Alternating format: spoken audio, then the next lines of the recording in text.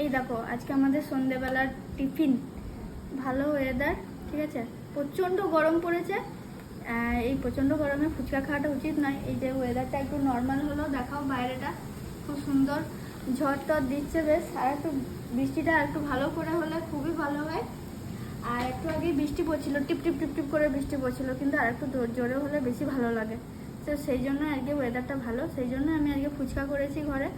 আর বাইরে যেতে মন গেল না। এই দেখো টক জল, আলু মাখা পেঁয়াজ দিয়ে ফুচকাগুলো অনেকগুলো করেছি, কিন্তু ওকে সবগুলো খাওয়া করাবো আমি না, দুজনের জন্য করেছি। ঠিক আছে, তাই হবে। তো আমার আর বাইরে যেতে মন গেল না। এদিকে পিপু চিল্লাচ্ছে, আমি ফুচকা করেছি ওকে তো দেবো না, ওই জন্য চিল্লাচ্ছে তখন থেকে। বাইরে গেলাম না আর। তো চলো আমি আজকে খেয়ে নিই। তো চলো আমি একটা খাই।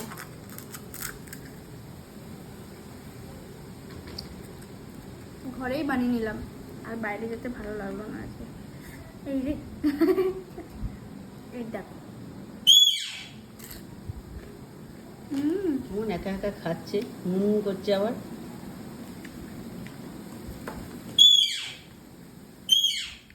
দারুণ টেস্ট হয়েছে।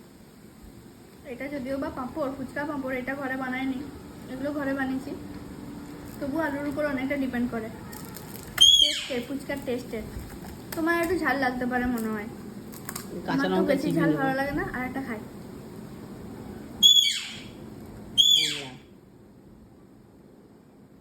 খাচ্ছে দেখো, এরকম করে যদি ভাত খেত ভালো হতো। সে ভাত খাবে না।